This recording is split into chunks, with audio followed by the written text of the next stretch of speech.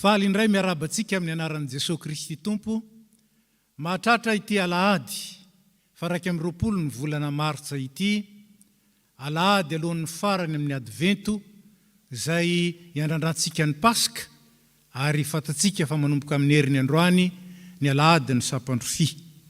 Ity alahady ity koa nefa dia natokany tafo 5 eto anivon'ny faritany atsimo andrefana, mba hitondrana eo amintsika ny vina ny amin'ny fametrahana mpitandrina matianina eto anivon'ny faritany miaraka amin'ny fiangonan'ny Clermont-Ferrand zany. Ka dia mifototra amin'izany indrindra ny perikopantsika fa tsy manaraka ny perikopa izay arahana any amin'ny tafo rehetra manerana ny FPMA. Dia ampitombona antsika rehetra ny fahasoavana sy ny fiadanana avy amin'Andriamanitra Ray sy Jesosy Kristy Tompo. Amin'ny anaran'ny Ray sy ny Zanaka ary ny Fanahy Masina. Ny Salamo 7:100, ny 1 ka hatramin'ny 9, no entsika manandratra ny tenin'Andriamanitra sy midera ny anarany.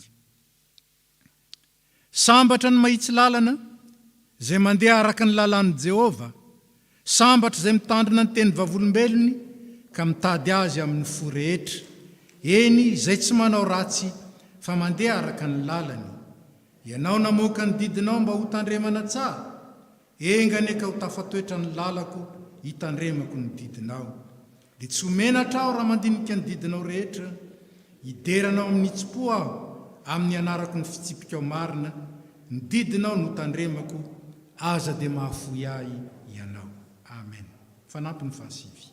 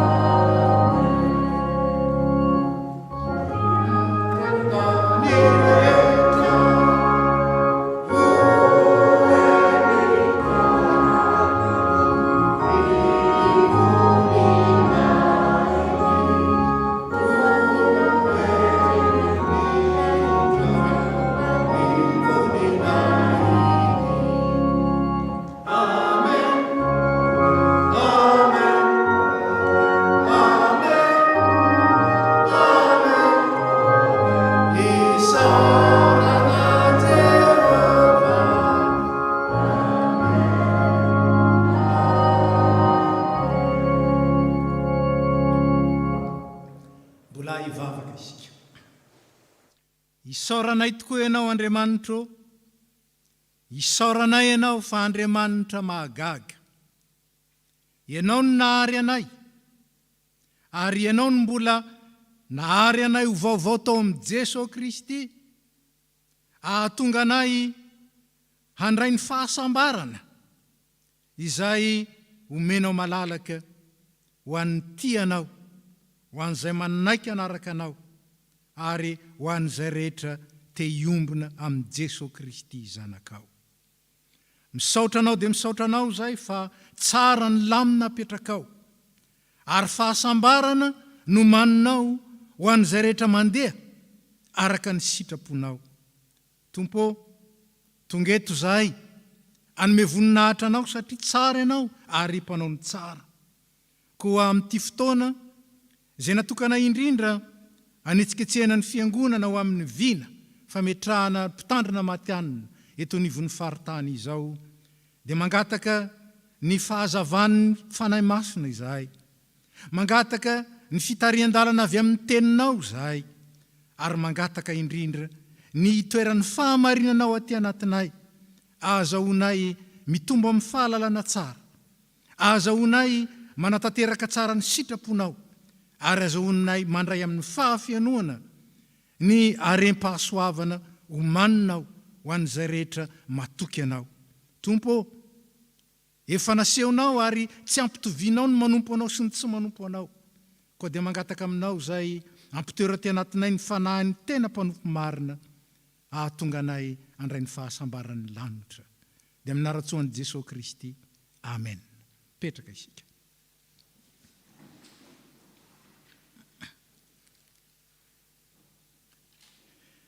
Ry havana, enoy amin'ny mpanajana, mipetreretana tsara, ny teny manambara ny sitrapon'Andriamanitra indray ho amintsika amin'ity alahady maraina ity. Hoy ny Tompo, manoloana ireo zay olona irahiny. Zay mandray anareo, dia mandray ahy. Ary zay mandray ahy, dia mandray zay maniraka ahy. Zay mandray mpaminany satria mpaminany izy, dia andray ny valim-pity amin'ny mpaminany. Ary zay mandray olona marina satria olona marina izy, dia andray ny valim-pity amin'ny olona marina. Manoloana izany sitrapon'Andriamanitra izany, dia sady misaintsaina sy mieritreritra isika ny mandiny tena manoloana izany koa, ary manokatra ny fontsika mba andray ny fahamarinana izay oentin'ny Tompo manazava antsika sy manadio antsika ny amin'izay malomaloka rehetra. Ivavaka isika. Tompo, hatramin'ny taloha dia efa naniraka ny olonao ianao, naniraka ny mpaminany ianao, naniraka ny mpitondra ianao, ary naniraka ny irakao ianao, ary Jesosy Kristy ny fahatanterahany zany fanirahanao zany, fa nirahinao ho mpisorona be ho anay, mpisorona mandrakizay, norahinao ho mpanjaka eo amin'ny fiainanay, ary mpanjaka eo amin'ny fiangonana, ary nirahinao mba ho mpaminany, hitondra ny tenin'ny fahamarinana eo aminay. Tompo, misaotra anao zay noho zany, ary tanteraka ny asany, fa ankehitriny kosa ianao maniraka amin'izao andronay izao, mpitory ny filazantsara, mpampianatra ny teninao, ary irahinao reny mba hamafy ilay teny mandrakizay. Tompo, manoloana reny nefa, matetika zay tsy mahay mandray azy reny. Tsy mahay mandray azy reny amin'ny mahirakao, fa mandray zay tianay zahay, mifidifidy sy mifantipantina zahay, ny fijerin'ny olona ny jereny ny hatsaran'ny irakao, fa tsy ny fahamarinan'ny teninao zay entiny. Matetika Tompo, dia mieritreritra zay fa tsy misy valino anay zay tanterahanay amin'ireny mpanomponao irahinao reny, kanefa ambaran'ny teninao marina fa misy valim-pity ho an'izay mandray ny mpaminany, mpitondra ny teninao, mpitory ny filazantsaranao, ary misy kosa tsy fankasitrahana eo amin'izay tsy nakasitraka nyreny iraka ho reny. Mifona aminao zay. Mifona aminao zay fa ny fahamarinana araky ny sainay no entinay mijery ny teninao fa tsy ny fahamarinana araky zany teninao zany. Anika ny fisainanay, ny fijerinay, ny fombanay, zany no entinay mitsara ny fanaonao sy ny fombanao.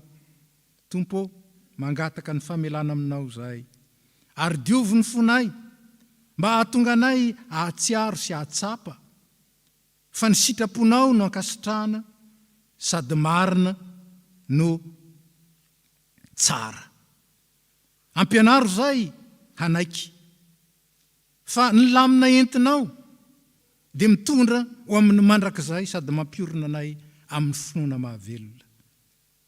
Dia diovo zay no ny rany Kristy sy ny asan'ny fananao masina miaraka ny fiangonana. Rirainay be famindram-po ny talao aminao zay mamela ny elokay. Diovo zay ho afa-pahotana, sasao zay mba ho afa-keloka, ary avao ny fanahinay mba havonoka ny tomponao. Ny fitiavan'i Jesosy Kristy mpamonjy anay no angatanay aminao. Amen.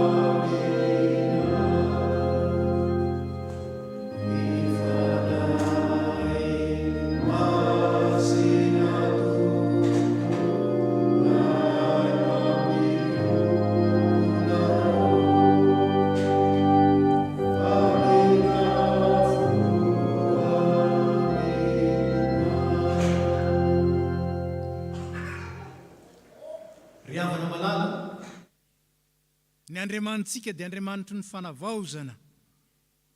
Ny Andriamanitsika dia Andriamanitra tsy mankasitraka ny ahaverezantsika. Tsy mankasitraka ny ahafatesany fanahintsika.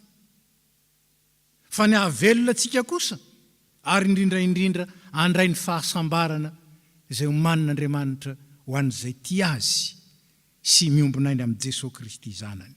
Ka antsika izay mibebaka marina, raiso amin'ny fahatokina ny teny amin'ny baran'ny Tompo, ny famelany ny elokao. Iara-mitsangana isika. Hoy ny Tompo, satria ninoanatra ianao ka nanetry tena teo anatrehako, za kosa efa niaino. Fa Andriamanitra tsy naneraka ny zanaka anameloka, fa mba hamonjy, koa voavela ny elokareo noho ny anaran'ny Kristy masina, miderany Tompo. Amen. Hira 7:100 ny andininy 9.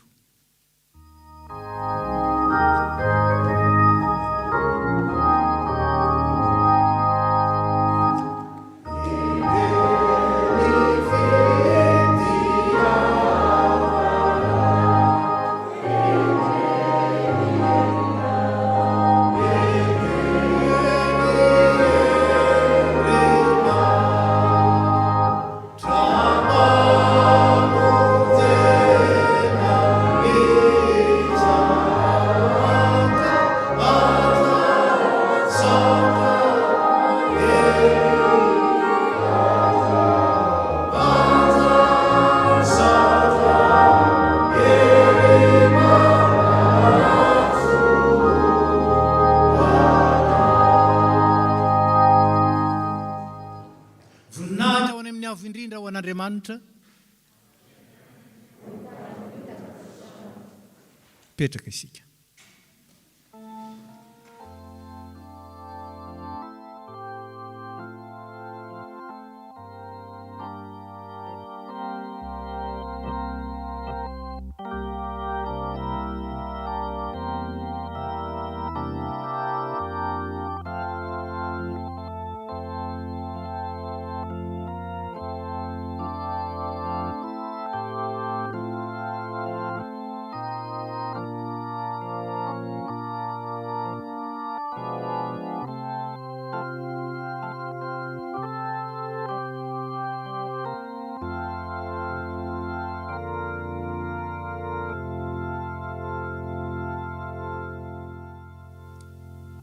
mialoha ny akaran'ireo tompon'anjara amin'ny fitariana ambavaka sy ny famakina ny teny amin'ny soratra masina dia ataontsika ny hira 472 sy 2.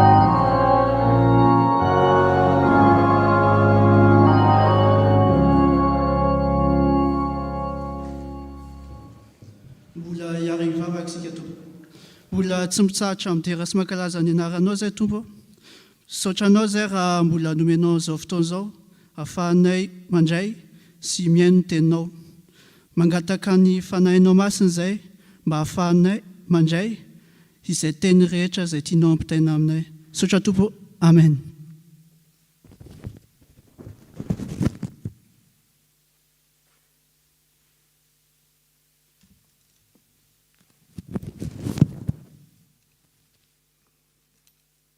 Ka maka izay ny tenin'Andriamanitra isika tompoko. Izany dia hita amin'ny Hosea. Hosea 4:4-9 ka hatramin'ny 10. Hosea 4:4-9 ka hatramin'ny 10. Amin'ny anaran'ny Tompo. Ringana ny oloko noho ny tsy fisian'ny fahalalana, satria ianao efa nandany fahalalana, dia mba ho lavoko kosa ny tsy dia mba ho lavoko kosa ny tsy ho pisoroko intsony. Ary efa nanadiny ny lalàn'Andriamanitrao ianao ka dia mba ho adinoky kosa ny zanakao. Ary ny nitombony no nanontany tamiko, ka dia apodiko ho enatra kosa ny voninainy. Ny fanatitra noho ny ota izay aterin'ny oloko dia haniny, ka satriny ihany ny ho diso ireny. Ary ho sahala ihany ny anjon'ny olona sy ny mpisorona, dia ho valiko izy noho ny lalany. Ary ny ataony dia atsingeriko aminy, ka dia hinana izy nefa tsy ho voky. Hijangajanga izy nefa tsy hiabetsaka, satria Jehova efa tsy nahoany intsony. Amen.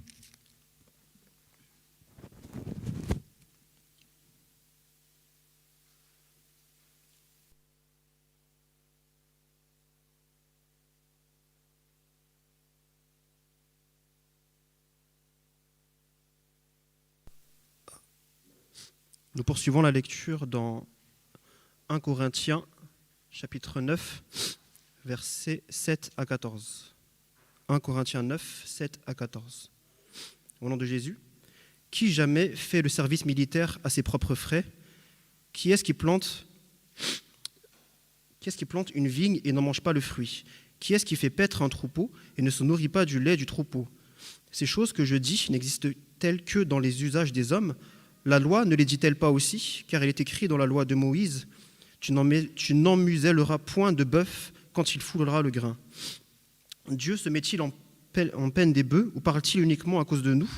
Oui, c'est à cause de nous qu'il a été écrit que celui qui laboure doit labourer avec espérance, et celui qui foule le grain foulé avec l'espérance d'y avoir part. Si nous avons semé parmi vous les biens spirituels, est-ce une grosse affaire si nous moissonnons vos biens temporels? Si d'autres jouissent de ce droit sur vous, n'est-ce pas plutôt à nous d'en jouir? Mais nous n'avons point usé de ce droit, au contraire, nous souffrons tout afin de ne pas créer d'obstacle à l'évangile de Christ. Ne savez-vous pas que ceux qui remplissent les fonctions sacrées sont nourris par le temple, que ceux qui servent à l'autel ont part à l'autel? De même aussi, le Seigneur a ordonné à ceux qui annoncent l'évangile de vivre de l'évangile. Amen.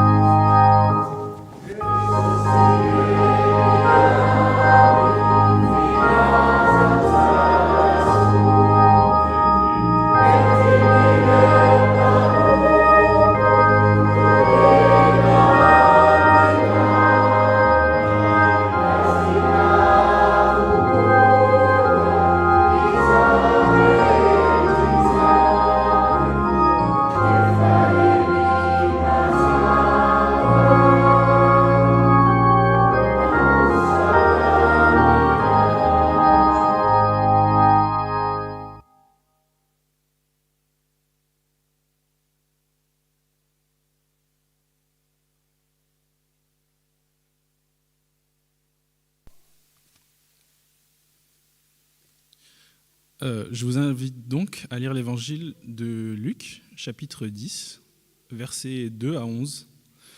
Luc, chapitre 10, versets 2 à 11, que je lis au nom de Jésus. Il leur dit : « La moisson est grande, mais il y a peu d'ouvriers. Priez donc le maître de la moisson d'envoyer des ouvriers dans sa moisson. Allez-y, je vous envoie comme des agneaux au milieu des loups.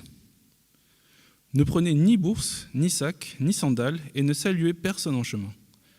Dans toute maison où vous entrerez, dites d'abord que la paix soit sur cette maison.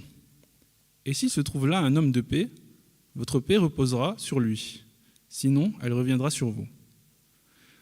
Restez dans cette maison, mangez et buvez ce qu'on vous donnera, car l'ouvrier mérite son salaire. N'allez pas de maison en maison.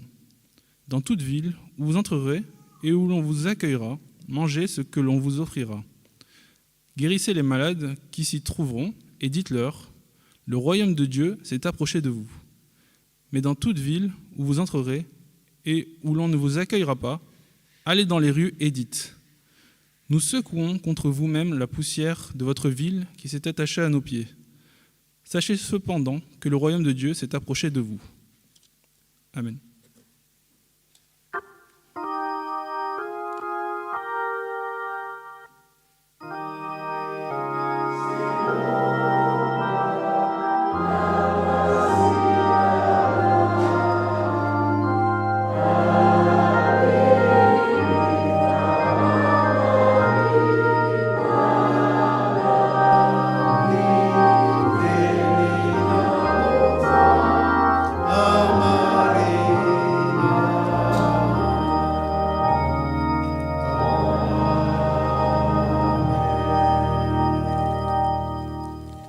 Ny andininy fahatelo sy fahaefatra amin'ny hira fahaefatra amby efapolo sy roanjato.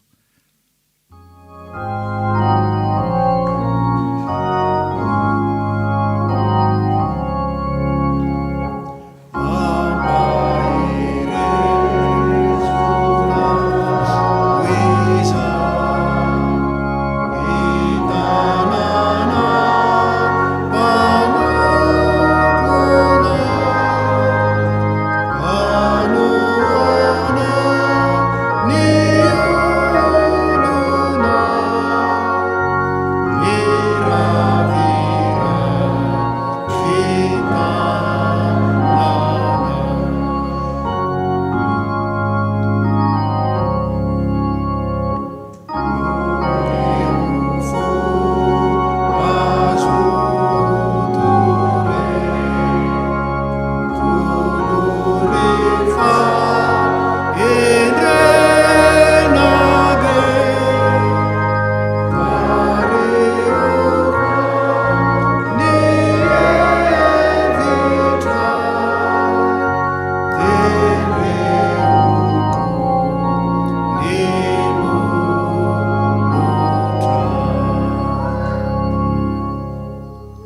mipetraka isika. Mbola hivavaka isika. Tompo, misaotra anao zahay fa nantsoinao ary no hamasinina tao amin'ny Jesosy Kristy mba handray ny fahafenon'ny fahasoavana avy eny ambony, mba ahazoanay mizara izany kosa ary mijoro vavolombelon'ny fahatsaranao sy ny fomba miavaka entinao mitondra ny olonao sy ny fiangonana. Amin'ity alahady natokana ho amin'ny voamieran'ny fitrandrahana ny fametrahana ny mpitandrina matianina eto amin'ny faritany ity,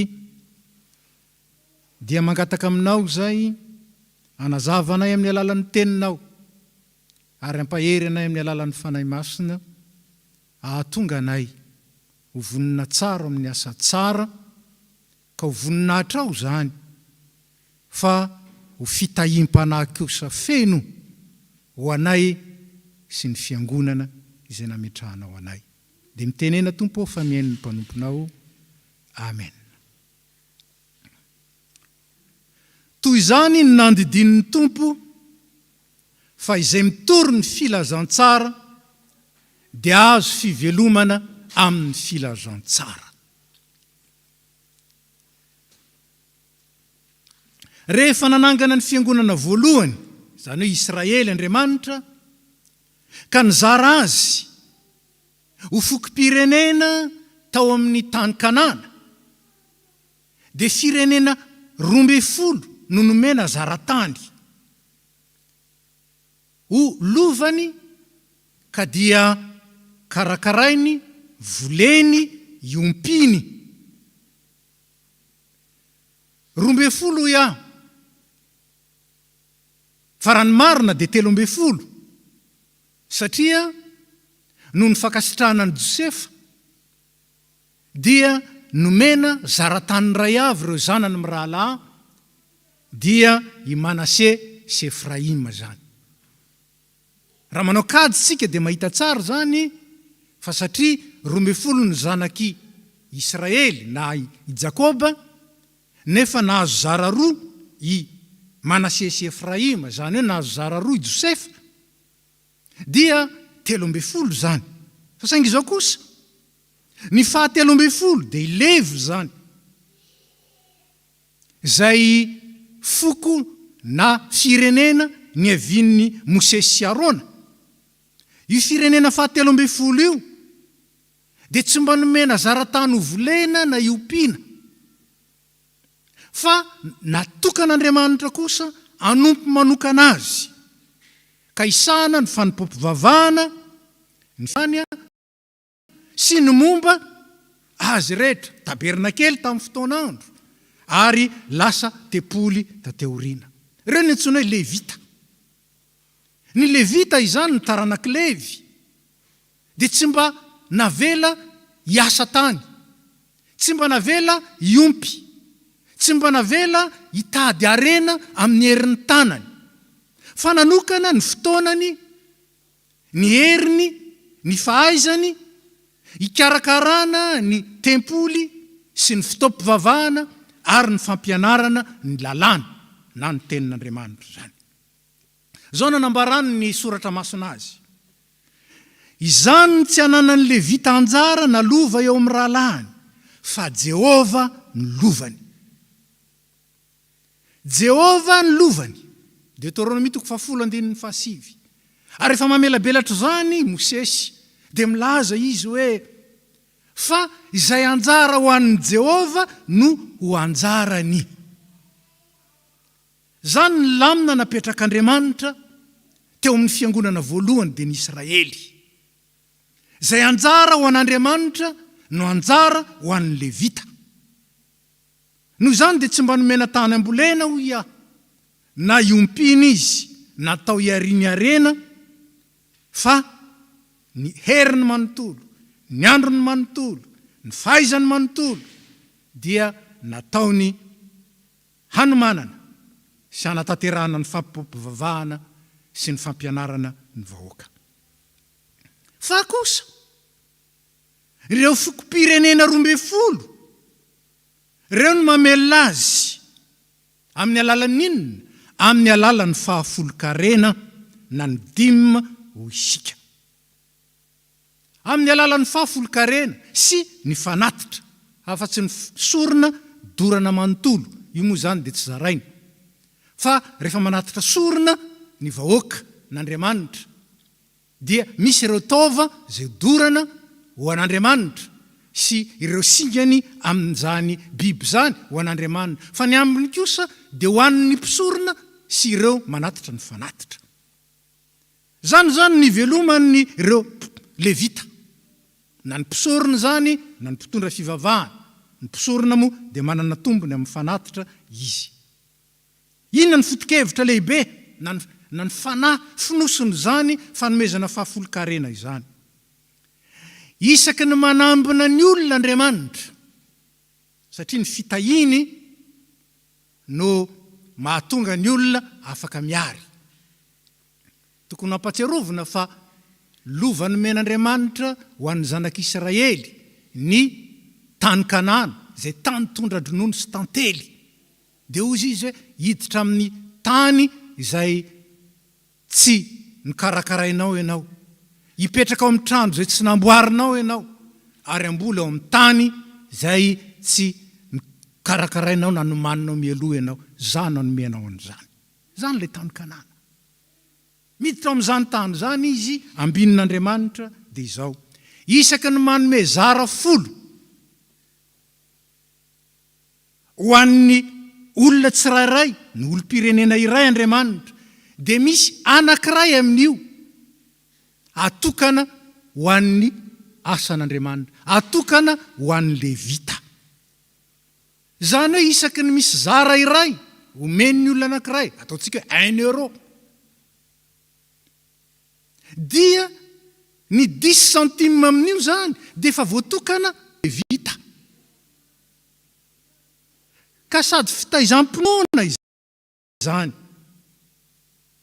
mba hatoky an'Andriamanitra sy ny fitondran'Andriamanitra ny olona, no lamina feno fahendrena, lamina feno fahendrena zay napetrak'Andriamanitra eo amin'ny fitantanana ny firenena zay nofidiny sy natokana ho azy. Aintsika moa fa ny mpitondra firenena rehetra dia manana lamina hoe ahoana no atao mba hahatonga ty firenena ity sady afaka androso no ampandroso ny olona ao aminy. Dia nahita zavatra anankiray, toy ny olona hoe génial ny olona, dia ny etra. Tsy misy firenena mandroso ka tsy misy etra. Tadidio tsara zany. Tsy misy olona mandroso ka tsy misy etra. Fa araka ny hevitry ny mpandinika dia nolovana tamin'ny Hebreo zany. Rehefa mandinika ny tantara dia nahitana fa nahita hevi-dalina i Josefa mba hahatonga ny firenena Egyptiana zay nentin'ny Farao mba handroso tsara. Ary anisan'ny reny ny fametrahana etra, indrindra nandritry ny fotoana zina 7 taona. Ary na dia nandritry ny fotoana ny mosary 7 taona aza, raha manaraka ny tantara araka ny boky ny Genesisy isika.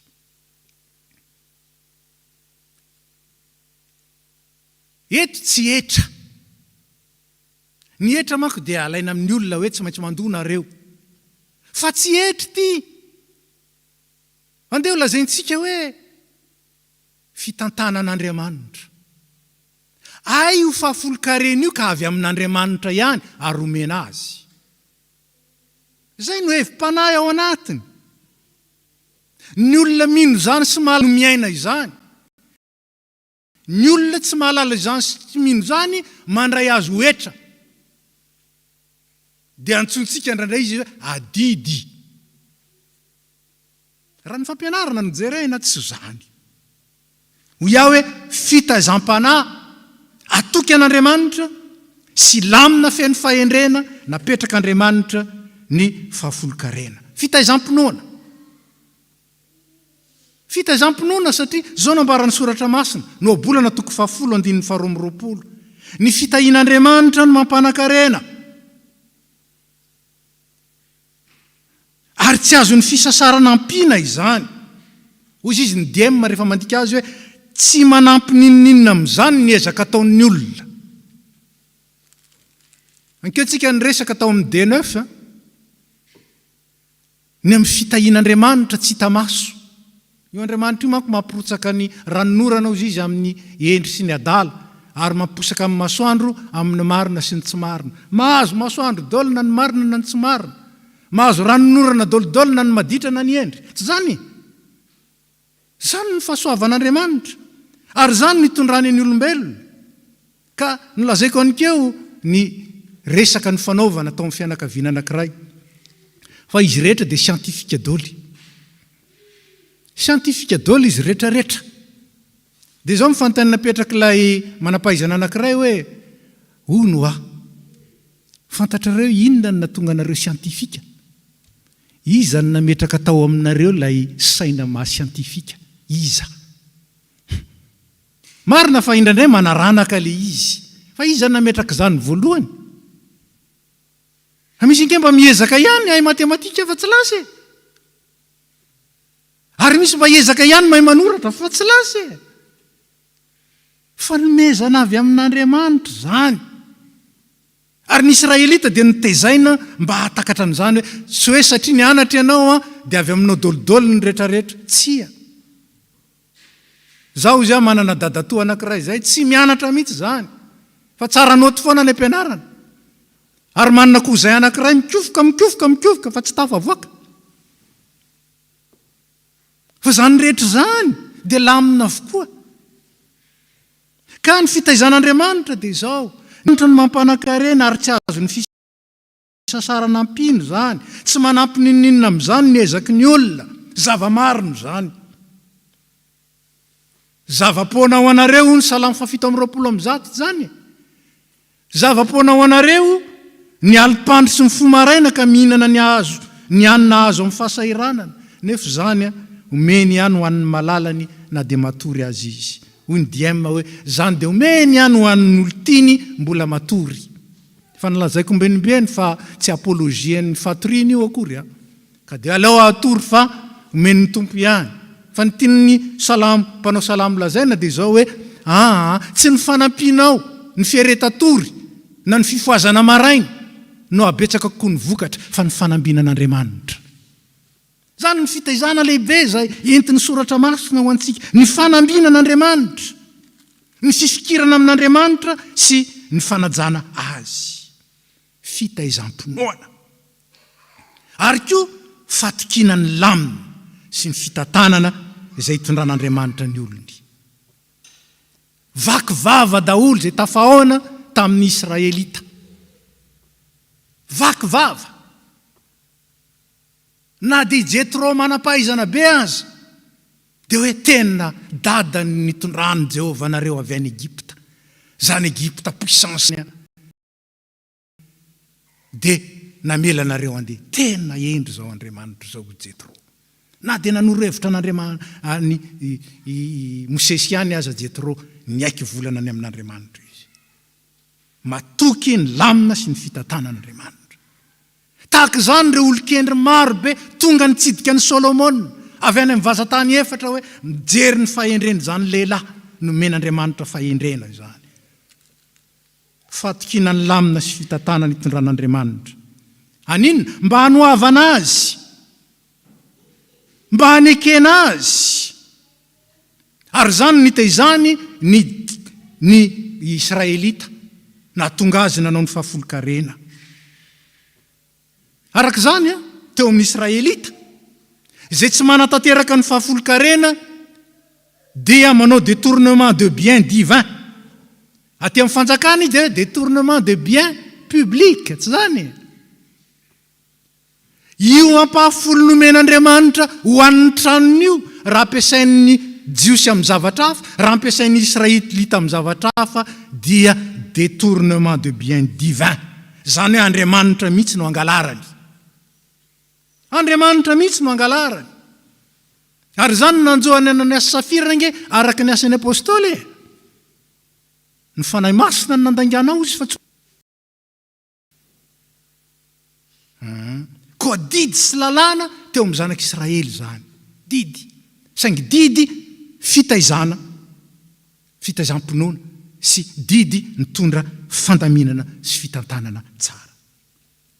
Rehefa rava ny tempoly tamin'ny andron'ny Nebokadnezara, lasa sesitany ny vahoaka an'Andriamanitra, lasa kobabo, dia niparitaka satria rava ny tempoly. Tsisy fotoam-pivavahana tsony. Dia nandeha niparitaka namely tena ny Levita. Ka dia antsona indraindray izy rehefa mba misy anontany hoe ahoana ny lazainy lalàna momba izao. Antsona indraindray. Ary manao an'izany bénévolement.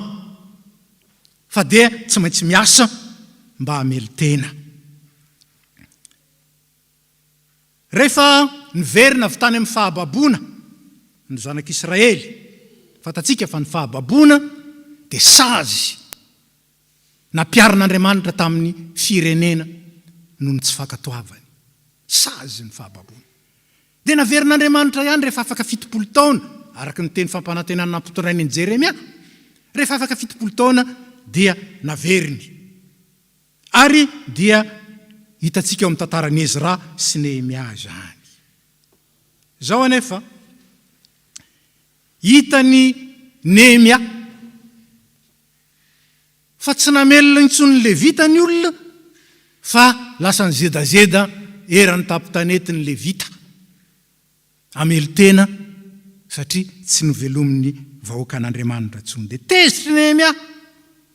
Dia nodidiny ny vahoaka, raha mamaky ny boky Nehemia nareo dia mahita zany. Nodidiny ny vahoaka amelona ny Levita, ka andondray ny fahafolo-karena. Ary ny Levita rehetra nasainy verina nanoka tena ho amin'ny raran'Andriamanitra. Tsy voaja ny firenena, dia ny firenen'Andriamanitra araka ny tokony ho izy foana. Io lamina napetraka Andriamanitra io. Fa nanjary nandeha tamin'ny lojikan'olombelona izy. Nanjary nandeha tamin'ny fanaon'ny olona tsy matoky ny fitondran'Andriamanitra, fa mitoky amin'ny herin'ny tena, mitoky amin'ny maha-olona, mitoky. Nanjary nandeha amin'izany le firenena. Anika no hitsakitsahany ny fanekena voalohany. Nantotsika hoe ny fanekena taloha, izay ny fanaovany tamin'ny Sandriamanitra. No hitsakitsahany zany. Hanika dia fatatsika fa nanomana fanekena faharoa tamin'ny alalan'i Jesosy Kristy Andriamanitra. Io natotsika hoe fanekena vaovao. Zao anefa.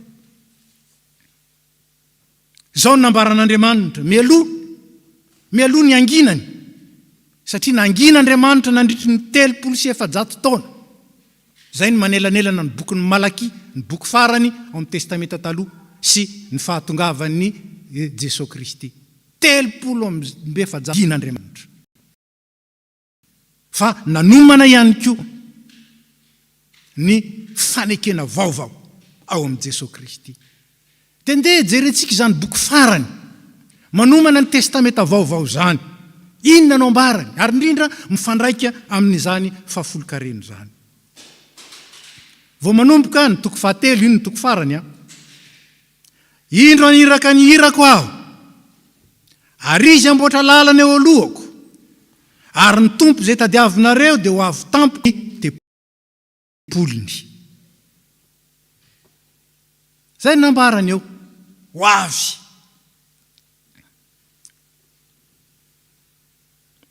Ary ao anatin'izany dia misy discussion. Misy discussion, satria araka ny lazaika angina Andriamanitra. Ambaran'Andriamanitra inona ny antony anginany. Dia hozy izy ny tompo. Ianareo, nefa za no robainareo, spolié, dia ny dikany spolié. Zaho no robainareo mandroba. Alainareo daholo ny fananako, zany ny dikany. Voaozona amin'ny ozona ianareo, satria za robainareo. Dia ianareo rehetra. Nefa hoy ianareo, amin'inona moa no androbana ianao tompo? Dia hoy ny tompo, amin'ny fahafolo-karena sy ny fanatitra. Toko 7:5 sy 7 vereny vakina. Inona no androbana ianareo hoy ny Israelita tamin'Andriamanitra? Hoy ny tompo hoe amin'ny fahafolo-karena sy ny fanatitra no androbanareo aho. Détournement de bien divin. Dia hoy izy amin'ny 10:10, koa entinareo ny fahafolo-karena rehetra ao amin'ny trano firaketako, mba hasinkanina ao an-tranoko, ary izaho toetra amin'izany aho ny tompo. Testez-moi. Raha tsy voako ny varavaran'ny lanitra ho anareo, ampidinako fitahiana mananamby ampy ho anareo. Fitahiana mananamby ampy. Antsika moa dika hoe mananamby ampy, il y a des restes. Misy ambiny. Azonareo, misy excédent. Zany ny dikany. Ary hitantsika fa rehefa namana ny olona tsomby 10,000 Jesosy, dia nisy ambiny 12 sy biky, tsy zany e? Ho an'ny économiste ankehitriny, gaspillage zany. Tsy zany e? Ary ho an'ny gasy lalitsaina koa zany, gaspillage. C'est du pillage. Fa amin'Andriamanitra zany fanehoany ny haren'ny voninany, misy ambiny e, zany ny dikany. Misy ambiny. Sahiran-tsaina amin'izany ny économiste. Ahoana zany ambiny zany dia atao inona indray zany zao? Tsy zany ny eritreretintsika. Zany izaho toetra amin'izany aho ny tompo. Zany ny fahamarinan'Andriamanitra. Raha gaspilleur Jesosy tsy nasiany 12 ambiny teo. Fa tiany ampisehoana amintsika. Fa manana ambiampy noho izay eritreretintsika sy tetehintsika ny fitahian'Andriamanitra. Ka dia ho hitanareo indray tsy fitoviany marina sy ny meloka. Hoy izy 9:12. Ho hitanareo tsy mitovy. Ho hitanareo tsy fitoviany manompo an'Andriamanitra sy ny tsy manompo an'Andriamanitra. Ho hitanareo. Ry havana? Indraindray mieritreritra ihany sika hoe inona moa no mahasamy hafa ny fiangonantsika izao amin'ilay fiangonan'ny Israely taloha izay nahatezitra an'Andriamanitra. Mandinika ihany. Mampieritreritra. Eto amin'ity toko 7 amin'ny Malaki ity dia milaza faminaniana izay maneho fanavaozana Andriamanitra. Amin'ny 9 izy, indro aniraka ny hirako aho. Any amin'ny 9 farany izy, 3:20 sy 4:20. Indro zaho aniraka ny Elipa aminano aminareo. Irako Elipa aminany. Nilazan'ny Jaona mpanao batisy io. Manambara an Jesosy koa io, fa manambara zay rehetra mitory ny filazantsara io. Indro zaho aniraka ny mpitory ny filazantsara eo aminareo. Dia mbola tsy tonga ny andro ny Jehova lay lehibe sady matahotra. Inona nge nikendren'ny filazantsara? Ampodin'ny fon'ny ray ao amin'ny zanaka, ary ny fon'ny zanaka ao amin'ny rainy. Fandrao avy aho amelin'ny tany amin'ny fandringanana. Niahatra tamin'ny zanak'Israely zany. Rehefa nitafian'ny Asirianina ny Israely na ny Samaritana. Ary rehefa nitafian'ny Babilonianina ny Joda dia Nebukadnezar zany. Tanteraka zany. Ary mbola ohatra miverimberina ilay tantaran'ny Israely. Mampieritreritra. Fanontaniana. Niova ve zany fitaizam-pinono zany aty amin'ny fanekena vaovao? Tsy maintsy manontany tenitsika. Tsy niova ny faneken'Andriamanitra. Misy niova. Misy niova. Inona ny niova? Tsy mandeha araka ny lalàna intsontsika, tsy ambany lalàna, fa ambany fahasoavana. Inona ny hevitra zany? Raha didy izy tao amin'ny testamenta taloha, dia tsy didy kosa izy fa fahatsapana ary fanomezana tsitrapo ao amin'ny testamenta vaovao. Zay no mampiova azy. Fa tsy niova. Ny fitahian'Andriamanitra tsika, ny fanambinan'Andriamanitra tsika, tsy araka ny herintsika, fa araka ny fahasoavana omen'Andriamanitra tsika, ka azahoantsika miasa sy mampiasa ny fahaizana, ny fahalalana, ny hery, ny fotoana, ny fitaovana, azahoantsika mampiasa zany anomezam-boninahitra an'Andriamanitra. Kinona ny tsy niova? Ny fitondran'Andriamanitra sy ny fitantanany, antsoina hoe fahasoavana. tsy miova.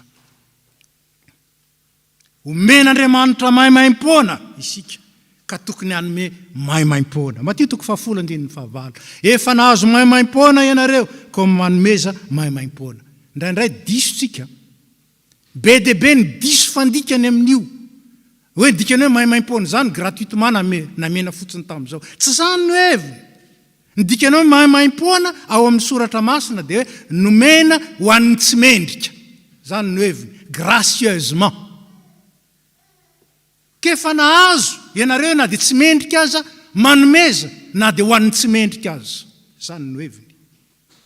Dikan'izany aza mifidifidy. Manomeza. Manomeza. Ny hirantsika inge miteny an'izany fa ny saintsika mampivily an'ilay hira. Zay ny mahaimaim-poana, tsy mendrika fa noho ny fahasoavana.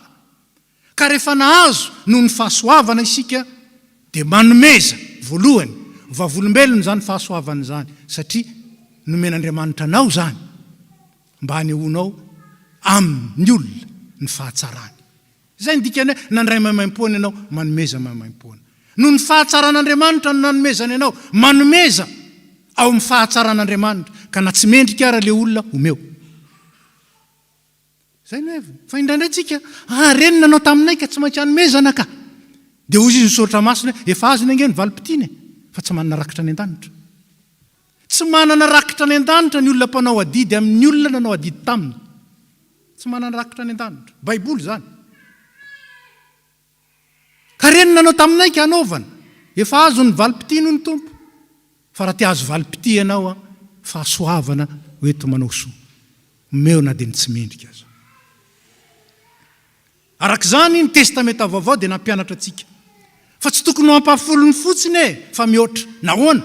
Satria Jesosy Kristy, Filipianina 2:2, nandao ny momba azy rehetrarehetra, tsy navelany tany an-danitra tany. Nafony dolidoly. Hanika dia lasa olona izy ary olona faran'izay ambany. Nijaly izy ary maty nefa tsy meloka. Nijaly izy nefa tsy nanao ota. Zany Jesosy Kristy nafony ny zavatra rehetra ho aso anao. Fahasoavana zany. Ary zaso ianao kosa ahoana. Zany ny fanontaniana. Ka dia hoy ny Paoly hoe atolory ny tenanareo sy ny momba ny tenanareo ho fiasan'ny fahamarinan'Andriamanitra. Zany hoe inona ny hevitra zany. Atolory ny tenanareo sy ny momba nareo rehetra, ny andronareo, ny fahaizanareo, ny fanananareo, ny manodidina atolory tahaka ny nanoloran'ny tompo satria izay ny fahamarinana. Raha mamaky ny Romanina isika dia mahita ao ny atao hoe fahamarinana. Ina ny atao hoe olona marina. Ny olona marina tsy hoe olona nanao ny marina fa olona no hamarinana mahaimaim-poana atao amin'ny Jesosy Kristy. Vakeo tsara. Zay ny atao hoe marina. Zaho milaza hoe marina satria no hamarinan'ny tompo aho. Ary rehareako zany. Fa tsy afaka mirehareha kosa hoe marina aho, tsy nanao ny tsy marina mihitsy aho. Tsy afaka mirehareha amin'izany aho. Saingino kosa fa no hamarinana mahaimaim-poana noho amin'ny Jesosy Kristy aho, na dia tsy tanteraka azy, na dia tsy mendrika azy. Fahasoavana. Fahasoavana no namonjena ao amin'ny Kristy. Ary tsy avy amiko zany. Ary tsy avy amin'ny aso zany hoy Paoly, sondro misy mirehareha. Ary dia zany no baiko napetraky ny tompo ho amin'ny iraka. Napetrany. Aza mitondra kitapom-bola, aza mitondra kitapom-batsy, aza mitondra kapa. Ary aza miarahaba olona koa reny an-dalana. Ny tindresana amin'ity hoe nahoana ny tika hoe miarahaba olona koa reny an-dalana dia zao rehefa mba miarahaba manko eo amin'ny jiosy nareo mitsodrano. Shalom. Mitsodrano. Ary rehefa manao shalom dia mba valiny anankiray koa hoe shalom. Dikan'izany dia zao hoe aza mitady tsodrano avy amin'ny olona. Zany no heviny. Aza mitaky tsodrano avy amin'ny olona kory. Fa izao any amin'izay trano idiranareo minana sy misotoza zavatra omeny. Fa ny piasa mendrika ahazo ny karamany. Inony moa ty piasa ty? Piasa ny filazantsara. Satria le mpianatra ny raha nitory ny filazantsara io tenenan'io. Ka dia hoy Paoly zao no nandidin'ny tompo.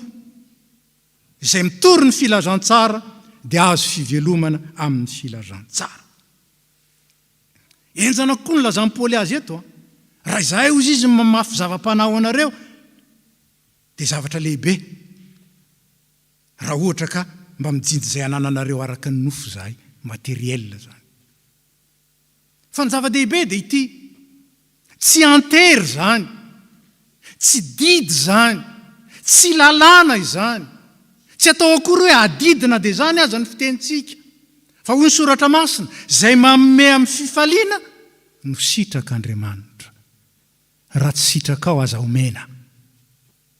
Zay, aza omena raha tsy sitraka ao. Fa raha tsapanao kosa fa fahasoavana lehibe avy amin'Andriamanitra, raha tsapanao kosa ny alehibe ny fitahiana avy amin'Andriamanitra, dia izao. Inoy ary arao ny lamina avy amin'Andriamanitra, izay mitory ny filazantsara dia azo fivelomana avy amin'ny filazantsara.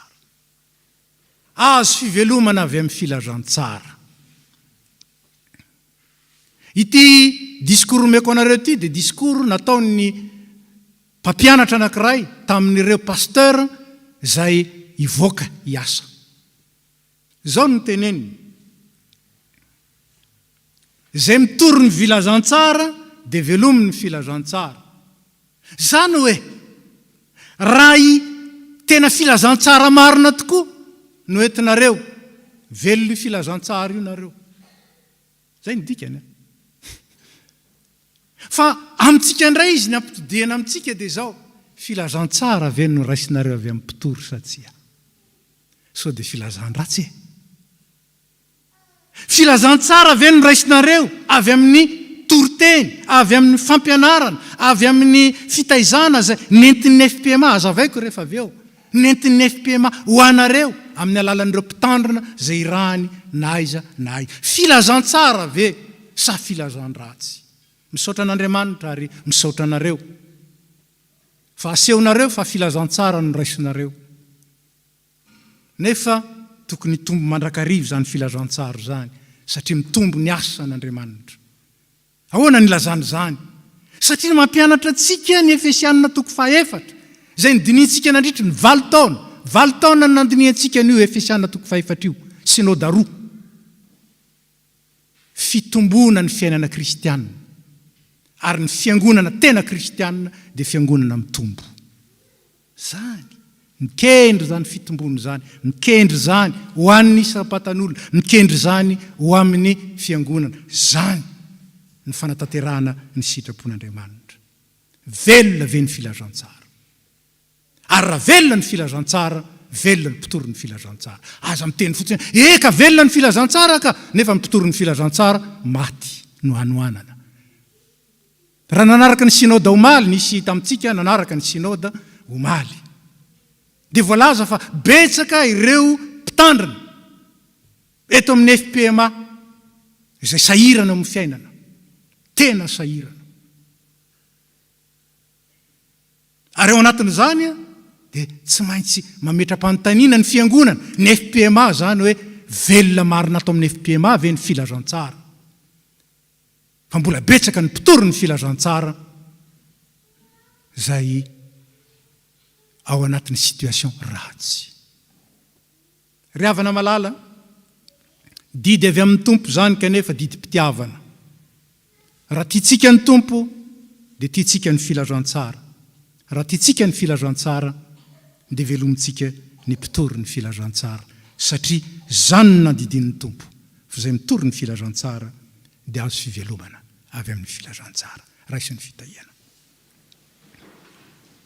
Ho aminareo rehetra ny fahasoavan'i Jesosy Kristy, ny fitiavan'Andriamanitra ray ary ny firaisana amin'ny fanahy masina, ampiorina anareo amin'ny fahamarinan'Andriamanitra, ary indrindra ampitombo anareo amin'ny fatokina azy sy ny finoana ny teniny, ka andehananareo araka ny teniny ary andraisanareo kosa ny fitahim-panahy rehetra hitombonareo ary hitombon'ny fiangonana izany ametrahany tompo anareo ho fanasina sy fahazavana. Matoky ilay niantso anareo, izy hatanteraka zany ho an'izay matoky azy. Amen. Petraka isika.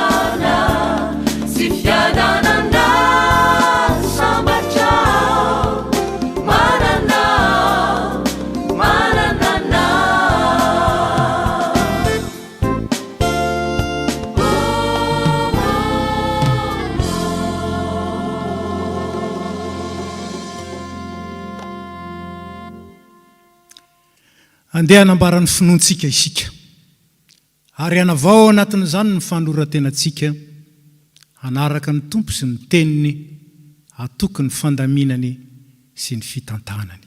Iara-mitsangana isika manonona ny fanekempinoana apôstôlika.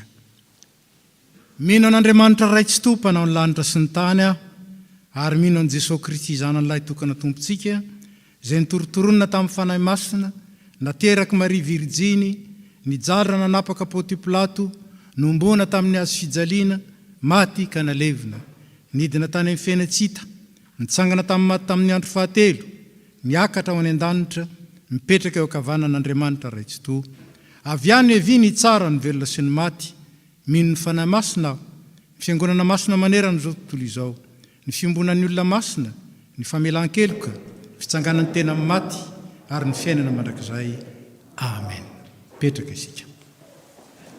Tonga amin'ny fotoana filazan-draharaha isika izao mangataka ny tompony anjara mba hiroso amin'izany.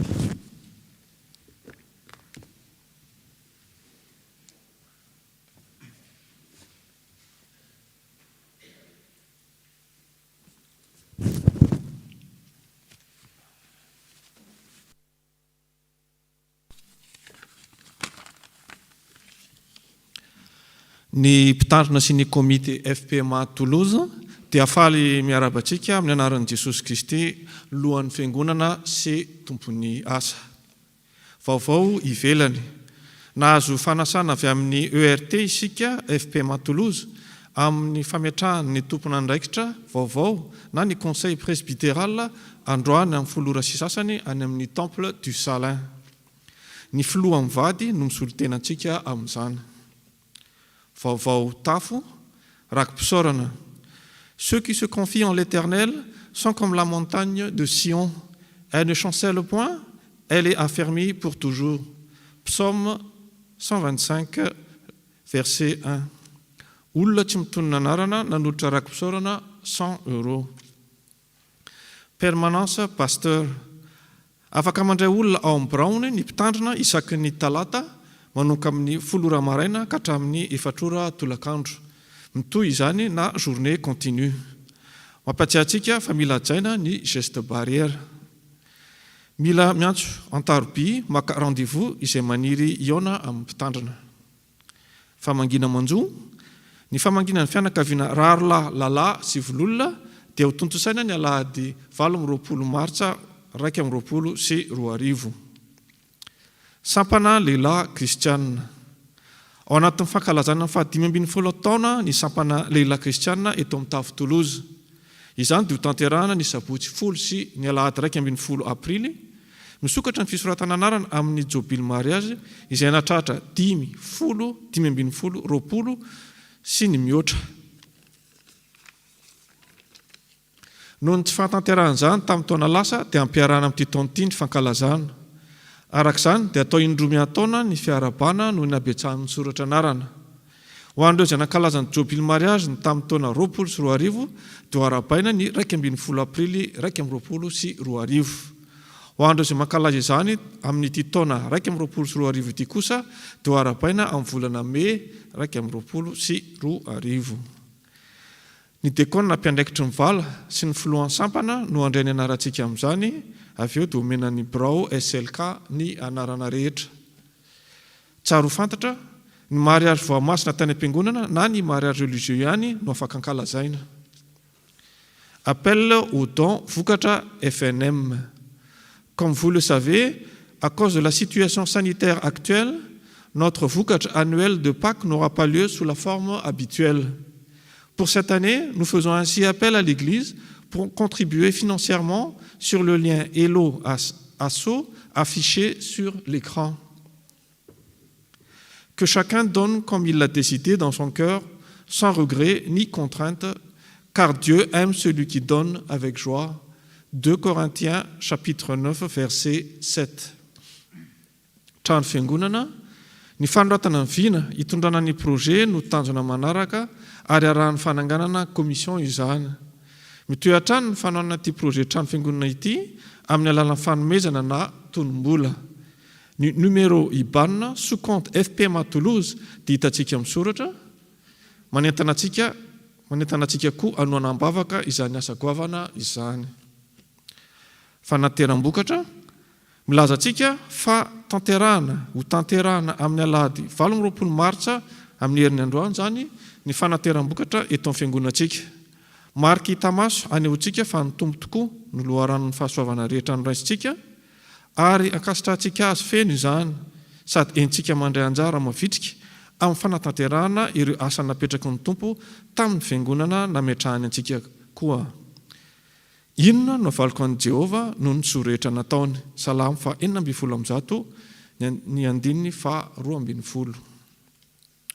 Ho fanatanterahana izany dia isy valom-piangonana afaka manao zany koa amin'ny alalan'ny virement asiana hoe vokatra anarana na afaka atao koa amin'ny roy elo aso amin'ny alalan'ny carte bancaire. Catéchomène, misy ny fampianarana catéchomène androany hariva amin'ny 4 ora tolakandro amin'ny alalan'ny visioconférence. Étude biblique, misy koa ny étude biblique ny talata 20 marsa amin'ny 4 ora alina amin'ny alalan'ny visioconférence. Tiarim-piangonana, ny fampoam-pivavahana amin'ny herin'ny androany 20 marsa dia fanateram-bokatra ary manomboka amin'ny 10 ora sy sasany maraina eto amin'ny Vieux Temple ary azo arahana mivantana amin'ny YouTube. Ny diary mandritry ny herinandro masina, ny fampoam-pivavahana rehetra dia manomboka amin'ny 7 ora hariva. Ny mpandray anjara ary manana attestation ihany no manatrika. Isika izay tsy manatrika kosa dia afaka manaraka amin'ny fampoam-pivavahana rehetra amin'ny YouTube. Ka izao ny fandarana amin'izany, ny alatsinainy 17 marsa dia ny sampana safifo sy ny sampana tily no mitarika no loha hevitra amin'izany ny azo fijalian'i Jesosy Kristy no fifalianao. Ny talata 30 marsa dia ny sampana vehivavy kristianina sy ny sampana lehilahy kristianina no mitarika amin'ny fotoana no loha hevitra ny rahan'i Jesosy Kristy no fandresenao. Ny alarobia 1 marsa dia ny sampana sekolin'ny tenin'Andriamanitra sy ny sampana tanora kristianina no mitarika ka ny loha hevitra amin'izany dia ny fiombonana amin'i Jesosy Kristy no mitahiry ny fifalianao sy ny fandresenao. Ny alakamisy 2 aprily, voalohan'ny volana aprily azafady, dia alakamisy masina no loha hevitra amin'izany mifalia sy manompo ao amin'i Jesosy Kristy. Ary ny zoma 2 aprily dia ny feo mazava sy ny sampana zava-maneno no mitarika amin'ny fotoana isy toriteny ankira izany ary ny loha hevitra dia ma vie pour la tienne. Misaotra antsika naharitra hatramin'ny farany, ny voninahitra ho an'Andriamanitra irery ihany.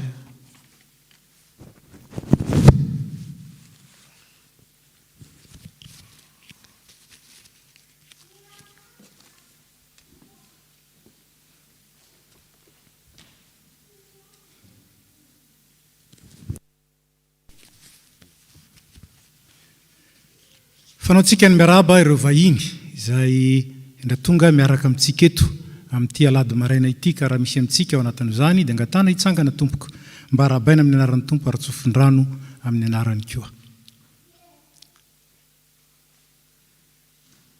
Dia faly zay mandray anao sy miaraba anao tonga soa eto amin'ny FPMA Toulouse.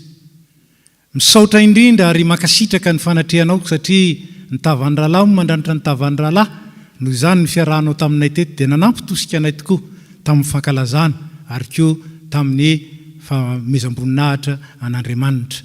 Dia mitsodrano anao zahay, Andriamanitra ny fahasoavana ny hatanteraka soa ny antony nahatongavanao eto ary izy anambina, hitantana ary indrindra hatanteraka soa ny antony nahatongavanao nandalovanao eto ary tsarovy fa nao vinanao no mandalo eto na mitoetra eto misy toerana ho anao eto amin'ny FPMA Toulouse. Dia misaotra indrindra tompoko.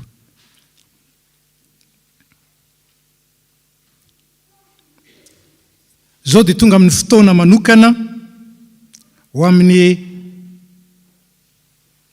vina fametrahana ny mpitandrina matianina eto amin'ny FPMA faritany FPMA Atsimo Andrefana na Fatsanina isika izao. Mbola hivavaka isika. Tompo misaotra anao zay fa efa nozarainao taminay ny teninao. Ankehitriny dia misy lamina izay napetraky ny faritany ho amin'ny fanatanterahana ny baikonao indrindra amin'ny fametrahana mpitandrina matianina eto amin'ny fatsanina, mangataka ny fitariana ary indrindra mangataka ny fampahirezana avy aminao zahay, dia manatrehanay Tompo ary mitenena mifonay tsiraray avy ny amin'ny Jesosy Kristy. Amen.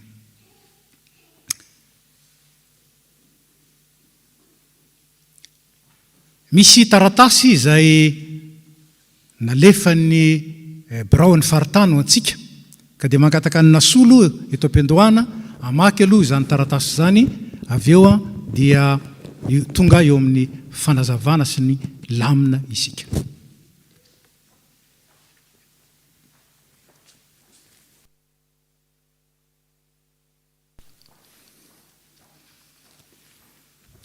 Fatsanina fa 2 marsa 2024. Toy izany koa ny nandidian'ny Tompo fa izay mitory ny filazantsara dia azo fivelomana amin'ny filazantsara. Koritianina voalohany toko 7:4. Ho an'ny mpitandrina, ny filoha sy ny komitin'ny tafo, ho an'ny vahoakan'Andriamanitra eto amin'ny faritany Atsimo-andrefana. Ry havana, ampitomboana mandrakariva ho anareo anie ny fahasoavana sy ny fiadanana avy amin'Andriamanitra ray sy Jesosy Kristy Tompontsika. Ny synodam-paritany nivorony ny asabotsy 9 febroary 2024 dia nanapaka sy nifanaiky fa ny alahady 20 martsa 2024 dia atokana ho an'ny V3 fatsanina. Fotoana iarahan'ny tafo-dimy eto amin'ny faritany Atsimo-andrefana ho fisaorana an'Andriamanitra noho ny asa fitandremana sy ho fampafantarana ary fanentanana ny vahoakany ho amin'ny fametrahana ny mpitandrina matianina fatsanina Clermont-Ferrand.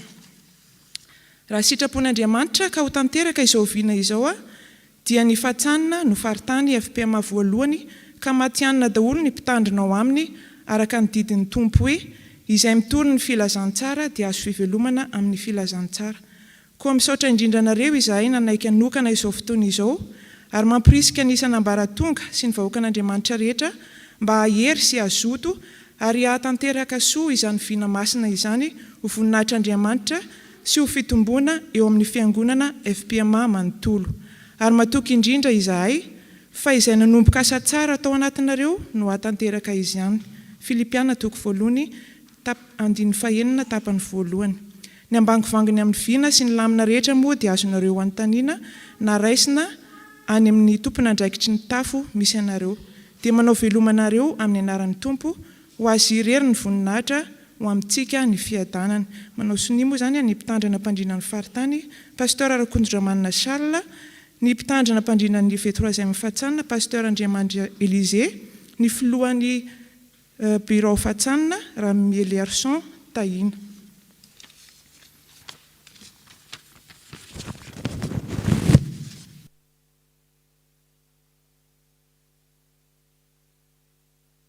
Tsiny fa tsy nampiomana ny déconne sao dia mba mahazo micro baladeur anankiray azafady raha mandeha. Ny fanazavana voalohany izay hoentina dia mahakasika indrindra ny vina ny isian'ny mpitandrina matianina eto amin'ny faritany. Marihana fa projet FPMA io zany hoe efa miroso ho amin'izany avokoa fa ny fotoana natanterahana azy no samihafa. Ny faritany enina eto anivon'ny FPMA. Ka hatreto dia ny faritany afovoany andrefana ihany no matianina ny mpitandrina ao aminy. Efa taona vitsivitsy zay.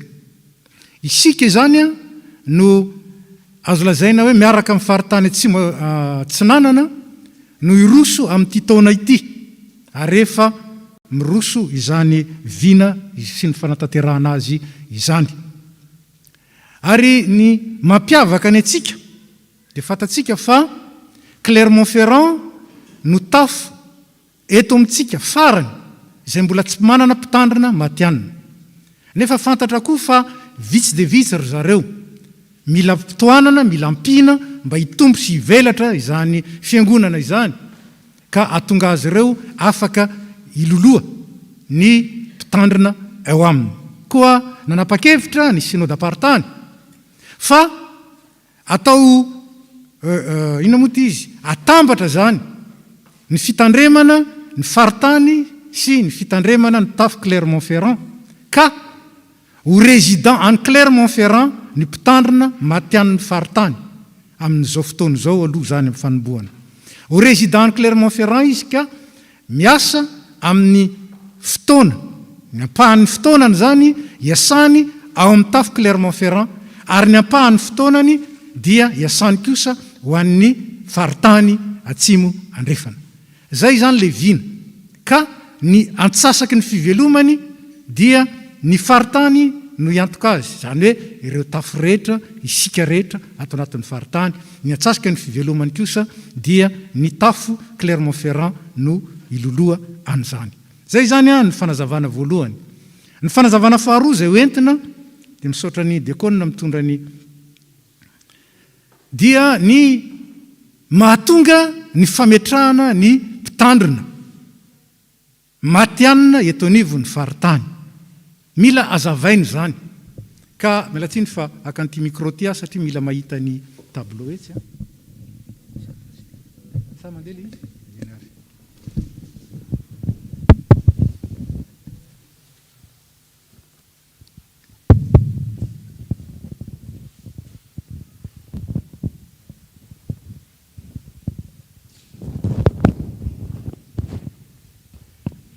Ararotina izao fotoana izao anazavana amintsika fa ny FPMA Toulouse akory tsy fiangonana.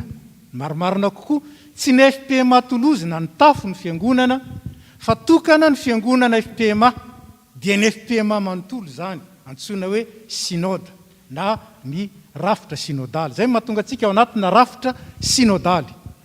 Ka fiangonana tokana izy zay mampiseho firaisana. Ka ny fiangonana zany dia ny FPMA. Io ny fiangonana. Dia mizara faritany enina izy dia ao anatin'izay faritany enina zay ny faritany misy antsika dia ny fatsanina zany. Fa ny tafo no FPMA Toulouse. Ka misy tafo 7 eto anivon'ny FPMA. Tafo 7 no eto anivon'ny FPMA. Reo tafo 7 reo dia zarazaraina ny amin'ny faritany enina. Ka eto amin'ny faritany atsimo andrefana na ny fatsanina dia misy tafo 5: Bordeaux, Montpellier, Toulouse, La Réunion ary Clermont-Ferrand. Reo zany no vondrona ho faritany iray, faritany atsimo andrefana. Inona no ataoko hoe ilana n'izao rafitra izao, zay rafitra presbyteriana synodaly no fiditsika. Misy karazany 3 ny rafitra misy. Ao ny rafitra episkopaly. Ny rafitra episkopaly dia misy mpitondra anankiray eran-tany, ny papa ohatra, ny fiangonana katolika romanina, rafitra episkopaly.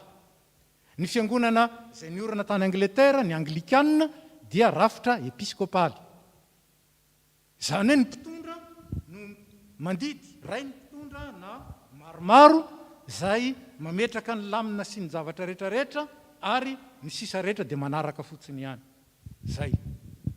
Ao ny rafitra congrégationaliste. Ao amin'ny rafitra congrégationaliste dia ny tafo no fiangonana. Ka dia izy ihany manao izay tiany atao ao. Mifandray amin'izay tiany ifandraisana izy.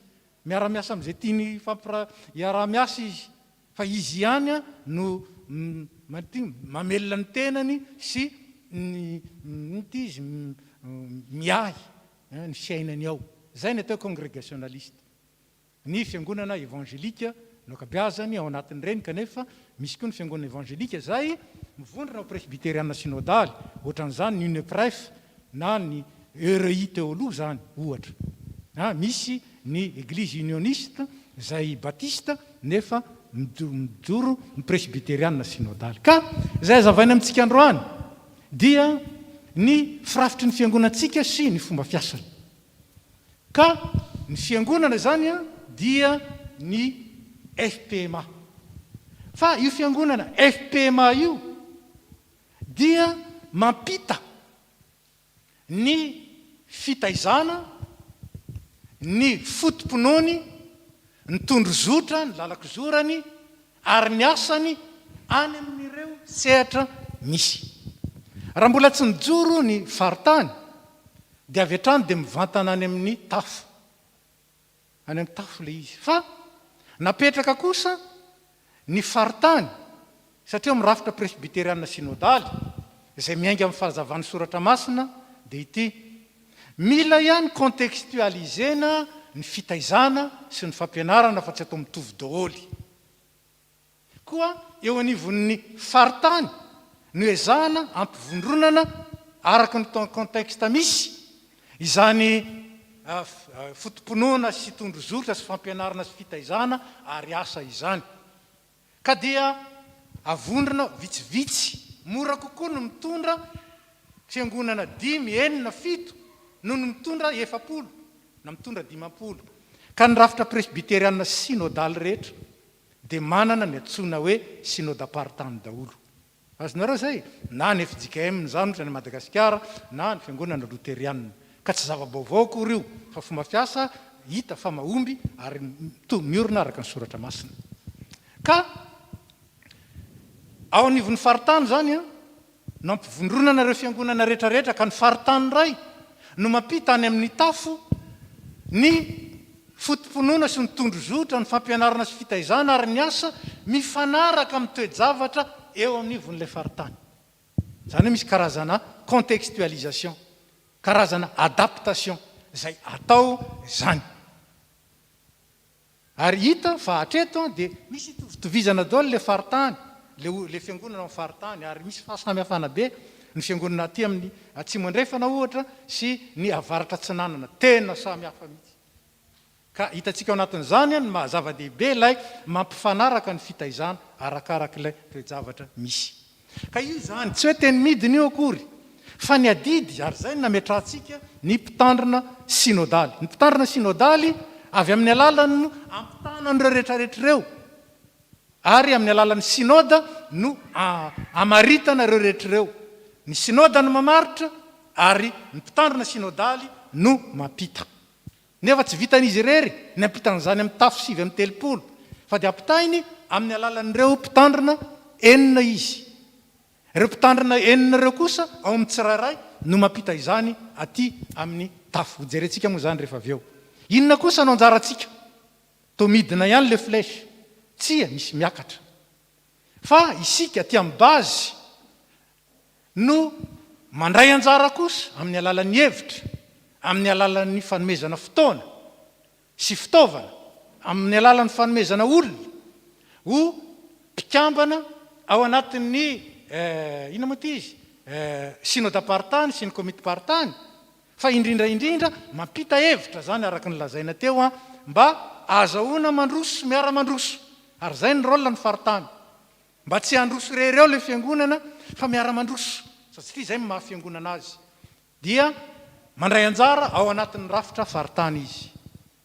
Ary ny faritany kosa indray dia mandray anjara amin'ny synoda sy ny komity maharitra amin'ny alalan'ny fanomezana hevitra, amin'ny alalan'ny fanomezana fotoana sy fitaovana, ary amin'ny alalan'ny fanomezana olona. Ny faritany teto amintsika dia anisan'ny nanolotra olona maromaro ihany tao anatin'ny borofo be, tokony tsarovana zany, satria manolotra olona koa ao anatin'ny fitantanam-piangonana isika. Zay zany no ny fizotra. Rehefa manatrika synodaparitany zany na ny komity paritany dia tokony tsarovana, fa ny tafo ny mandray anjara ao anatin'io, ary fanehoana ilay rafitra presbyteriana synodaly zany. Tahaka zany ihany koa eo amin'ny synoda sy ny komity maharitra. Ao anivon'ny rehetrarehetrareo dia misy ny toeran'ny mpitandrina. Ny mpitandrina izany no karazany lalana ampitana ny fitaizana, ny fampianarana, ny tondrozotra, ny fotomponoana eo amin'ny faritany. Makany amin'ny avy any amin'ny foibe makany amin'ny faritany. Noho izany dia misy fivoriana izay tanterahana régulièrement eo amin'ny pasteur synodaly sy ireo mpitandrina 9 eo amin'ny faritany. Ary arak'izany koa ny mpitandrina ny faritany, izy no mandrindra ny fiainam-piangonana mba hatonga azy hatrany hatrany hitovy lenta, hatonga azy ireo tsisy tombo sy ala, dia izy no mandrindra an'izany eo anivon'ny tafo 5. Zay zany a le rôle ny mpitandrina. Ka ny tia natongavana dia ity: mila mpitandrina ny fampandehanana ny asan'ny fiangonana. Ary ny baiky ny tompo dia izao: zay nitory ny filazantsara dia velomy ny filazantsara. Ny ainana nanomboka tamin'ny taona, raha tsy diso 1996 dia isika ny tafo rehetra teto amin'ny FPMA no niantoka ny mpitandrina sinodaly, satria talohan'izay dia ny DEFAP no niantoka azy, saingy nanipogamo ny DEFAP dia ny raisin'ny fiangonana tanana zany. Satria nahoana? Satria mpitory ny filazantsara, mpitandritsika ny mpitandrina sinodaly, antsika rehetra izy, fa tsy hoe andro fotsiny izy dia andro foibe, ka rariny loatra raha manatanteraka izany tsika, ary dia natao tamin'ny alalan'ny adidy ataon'ny tafo moa zany. Fa ny mpitandriny faritany kosa dia bénévole, ohatran'le tamin'ny andron'ny Néhémia zany io hoe mandeha tany izy dia mikaratsaka any izy, fa avy eo izy rehefa mba ilaina dia antsoina. Tsy zany ny didin'ny tompo. Zay no nahatonga ny FPMA ny amin'ny eto toerana moa dia fantatsika fa manana mpitandrina tsika, nanomboka tamin'ny 2007 dia fa nanana mpitandrina matianina, ary araka ny lazaiko teo dia nasehontsika fa filazantsara tokoa no nyzaraina tamintsika, ary ny herin'ny filazantsara no manosika ny fiangonana. Fa zay sariana ny saintsika androany dia ity: mirosy tsikelikely eo amin'ny fametrahana ny rafitra sinodaly isika, fialana amin'ny rafitra congrégationaliste. Mahazatra antsika ny hoe pasteranay, ny pasteran'ny Toulouse, fa ny tena marina ny pasteur rehetra dia pasteur ny FPMA, ary tsisy fananany tafo na iza na iza. Fa inona le izy? Mpitandrina zay irahan'ny fiangonana, FPMA io fiangonana io, mpitandrina zay irahan'ny fiangonana hitaiza ny vahoaka aty amin'ny bazy, anaraka ny fotom-ponoana sy ny tondrozotra sy ny fampianarana sy ny fitaizana, ary anatanteraka ny asa zay ampitaina amin'ny alalan'ny biraon'ny fiangonana, anatanteraka ny asa ny fiangonana izany. Zay zany le mila hazavaina tsara. Araka zany ny zorantsika tsikelikely zao dia ny kitapo-iombonana, dikan'izany dia izao: tahaka ny any amin'ny FJKM, tahaka ny amin'ny FLM, tahaka ny aty amin'ny PDF, tahaka ny any amin'ny UNEPREF, dia izao: ny vahoaka an'Andriamanitra rehetra no mamelona ny mpitandrina rehetra. Averina tsara zay: ny vahoaka an'Andriamanitra rehetra no mamelona ny mpitandrina rehetra. Raha teo amin'ny testamenta taloha dia le fahafolo-karena le izy, azontsika moa zany. Ary io lazain'ny modernista fa testamenta taloha zany, nefa hita fa ny fiangonana any mandroso eran-tany amin'izao fotoana izao dia ny fiangonana manatanteraka ny dimy. Za tsy milaza hoe tokony hanao dimy isika, araka ny lazaiko teo, fahasoavana nandehanantsika fa tsy lalàna, noho izany tsy atao lalàna indray ny dimy, kanefa kosa tokony tsarovantsika fa lamina napetrak'Andriamanitra io, ary zay manome fifaliana. Noho izany raha misy olona nanomboka tamin'ny dimy amin'izao fotoana izao manome 17%, matoa izy nanome an'izany dia zany mihitsy no ataony 17% ny revenu-any izy mivady dia ataony ho an'ny fiangonana. Mazantsika moa zany. Ary dia zao ny témoignage nataony izy mivady, plus zay manome ozy izy, plus zay ambin'Andriamanitra. Ary tsara ny mahalala an'izany, ary ny kahietra ihany ny lany be, satria lazainy teo amin'le texte ny lazaintsika teo fa miborona foana le olona, fa maninona izy? Satria izy kahietra. Ary araka ny tenin'Andriamanitra io raha mamaky ny Korintianina 2:9-10 fa raha mameo an'Andriamanitra tsika, plus tsika manao an'Andriamanitra, plus tsika mahazo fanambinana, ary plus tsika mandeha amin'ny fomba fisainana, plus Andriamanitra mamela tsika se débrouiller voilà. C'est l'église. Fa raha tsika miankina aminy dia ampinotsika.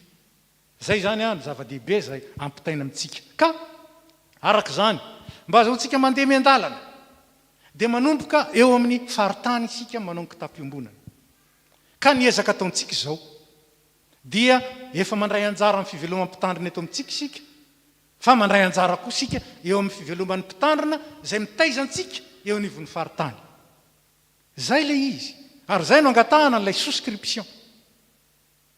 raha ny tena marina dia eo amin'ny 300 € eo zany no anjarantsika Toulouse. Tsy anjaran'ny fiangonana akory, fa anjarantsika Toulouse. 300 € par mois re olona. Raha olona misy 50 fotsiny tsika manome 2 € avy, vitany izay. Tsy zany? Afaka mavita mihoatra no zantsika. Raha ohatra mahery amintsika le filazantsara. Atsika moa zany. Raha mahery amintsika le filazantsara. Dia tsika fa inona nefa ny lana le faritany. Satria ny tompo sarotiny dia sarotiny amin'ny fiombonana sy ny firaisana. Noho izany outil pour la communion, outil de communion, ny fisian'ny faritany sy ny synode. Fampiraisana sy fampiombonana, ary satria sarobidy amin'ny tompo zany, dia tokony sarobidy amintsika satria fitoriana ny filazantsara. Zao no ahafantaran'ny olona fa mpianatra ianareo dia ny mifankatia. Tsy zany fitaizana ao amin'izany fiombonana sy firaisana zany. Efa nataontsika zany ampatsirovana ihany. Fa nandritry ny taona maro tsika dia nanampy any Clermont-Ferrand tamin'ny alalan'ny faritany. Ary zany le fitsinjovana. Nisy fotoantsika nanampy any Montpellier sy Bordeaux. Ary natao zany. Nisy fanampiana koa natao avy any amin'zareo taty amintsika misy fanohana. Zava-dehibe zany fampiraisana ary ampitomboina mandrakarivo zany. Ka ny mpitandro ny faritany zany tsy hoe andry zalahy antsika. Natao hitory ny filazantsara aty amintsika ary ny baikon'ny tompo dia izao. Izay mitory ny filazantsara dia aoka velomin'ny filazantsara. Iombona amin'izany tsika. Izay hoe tsika, za tsy velany, fa isika. Iombona amin'izany tsika. Ary araka ny lazaiko izay, 2 € ve re olona. Ary za mino fa amintsika reto, misy vonina nome 30, 40, 50 € aza. Kanefa izao, izay no mba ampitandremana kely fa indraindray izay ny ao anatin'ny sosiete. Misy an'le minorité bruyante. Misy le tsy teanao no mitabataba ary vao maika andray mampiemitra ny teanao. Aza mba manao ohatran'izany.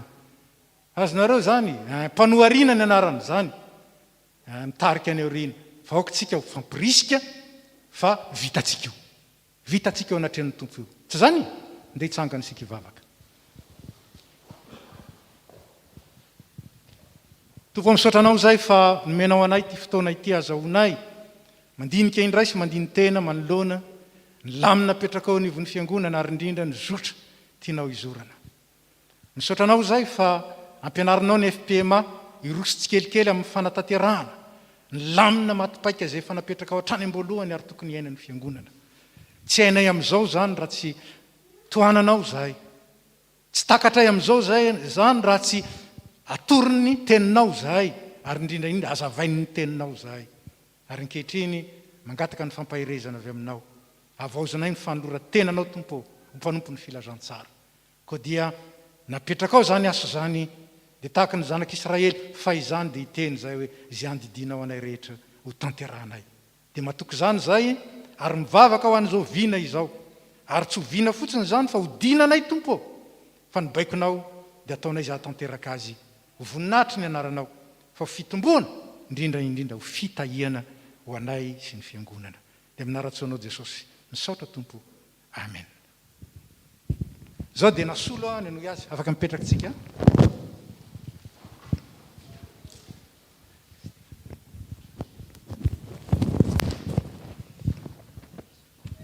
Dia hiditra amin'ny inona fa resy lahatra isika ary azontsika daholo ny mikasika ny asa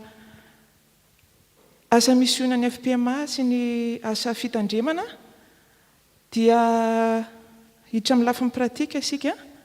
Ahoana ary ny fomba hanoanantsika izany. Misy flyer ery ho an'izay resy lahatra hanoana izany asa izany. Ao anatin'io flyer io dia misy afaka vakiana tsara ilay izy dia ato ambadika misy formulaire fenona tsara le formulaire fenona ny andinindininy mikasika anao dia rehefa vita iny dia fenonao eo koa araka izay maharesy lahatra anao tamin'ny fitarian'ny fanahy masina sy izay zakanao ny vola omenao isam-bolana. Dia misafidy koa ianao mandritry ny hafirina ianao nanao an'io enim-bolana ve sa herintaona sa roa taona. dia soniavana tsara, dia rehefa vita izay dia tapahana iny formulaire iny dia omena ny diakona mialoha ny fanompovivavahana na aorian'ny fanompovivavahana. Ho an'ny izay any trano kosa dia ho alefa ny diakona amin'ny vala ity flyer ity, ary afaka manao izany ianareo ary alefa amin'ny trésorière ny fiangonana. Raha ohatra ka misy tsy mazava dia afaka manatona hatrany ny diakona manontany fanontaniana ianareo.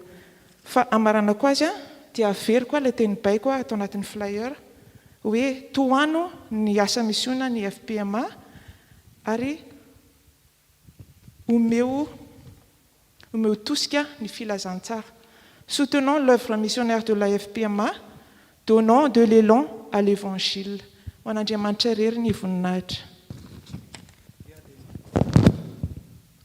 Dia misaotra ny nasolontsika ny anampiana fotsiny farany famaranana zany dia aokatsika tena tokony tompo. Zay ny fototra nanorenana ny toroteny, tena fahatokina ny tompo.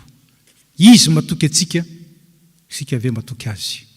Dia engane izy hiasany amin'ny tsirairay avy mba hahatonga atsika risika zamino fa isambom-bava tahaka ny nataony tamin'ny namanany olona tsy mbo 10,000 mbola isambom-bava. Mofo 5 sy azan-drano roa namanana olona ny lehilahy fotsiny 10,000 mbola nisy ambiny. Matoky an'izany ve tsika? Mino an'izany ve tsika? Sa mety tantara fotsiny zany anganon'ny baiboly angamby zany tsy ry havana. Ka dia mampahery antsika rehetra voninahitra Andriamanitra.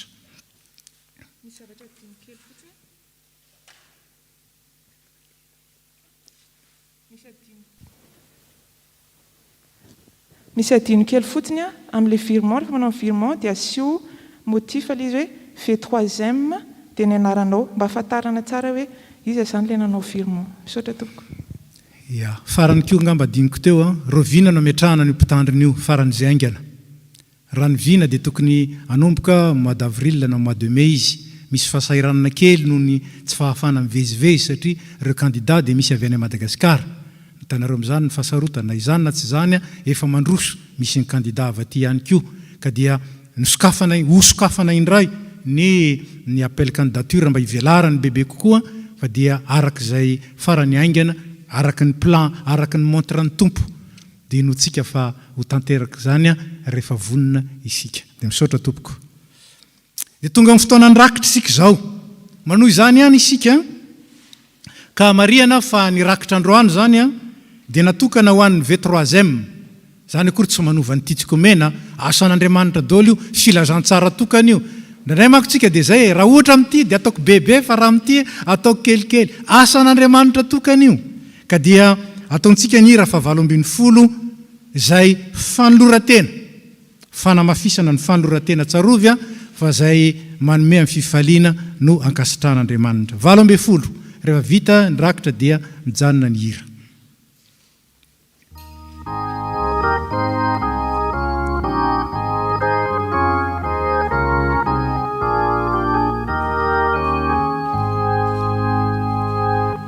Ny feonay rehetra izao dia entinay mederana reandrianana renay namania zaeza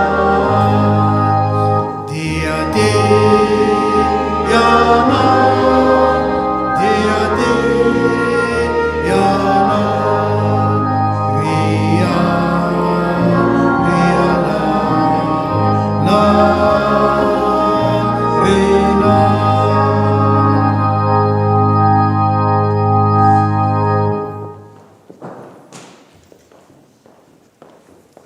dia raha mitsangana isika hanolotra ny rakitra.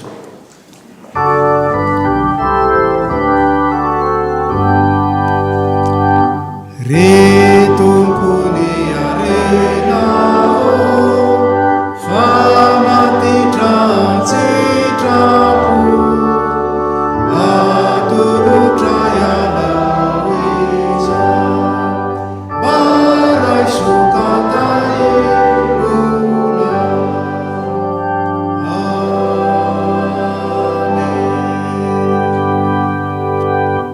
Mipetraka isika.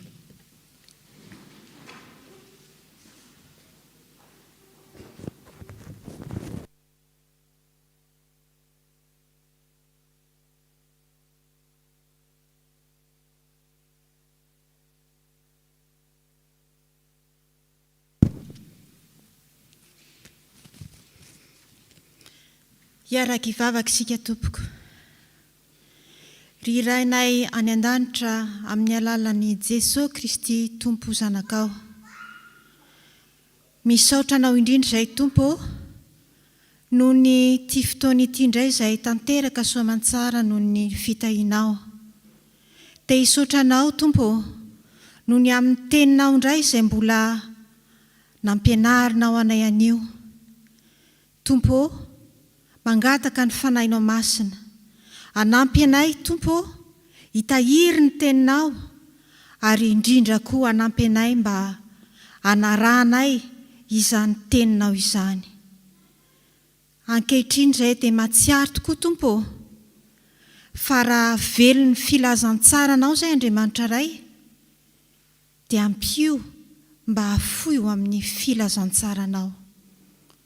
Misaotra Tompo fa tsy mitsahatra ianao ny miteny aminay, manambara aminay ny filazantsara amin'ny alalan'ny fomba maro samihafa indrindra fa avy amin'ireo mpanomponao Tompo izay irahanao. Koa ampatsiarovanay isan'andro Tompo, ny ankasitraka anao noho izany filazantsara izany amin'izay fomba rehetra Tompo izay ankasitrahanao. Tompo, dia mahatsiaro koa izay amin'ity anio ity. Ny marary rehetra Tompo, na ny any tokantrano izany, na ny amin'ny hopitaly. Ao ireo izay marary ara-nofo, ao koa ny ara-panahy, ny ara-tsaina. Ianao mahalala Tompo izay fomba anasitranana ireny marary rehetra ireny. Matoky izay Tompo fa eo akaikin'izy ireny ianao Tompo, ary ianao ilay efa mitondra ny aretina rehetra no mbola anasitrana azy ireo. Matsiaro koa izay Andriamanitra ray ireo izay rehetra sahirana amin'ny lafim-piainana maro samihafa Tompo. Fantatrao daholo izay rehetra tsilo mampahory ny vahoakanao. Afao rehetra ireo rehetra izay mijaly. Afao Tompo ireo rehetra izay mbola voafatotra. Afao izay rehetra manana enta-mavesatra Tompo.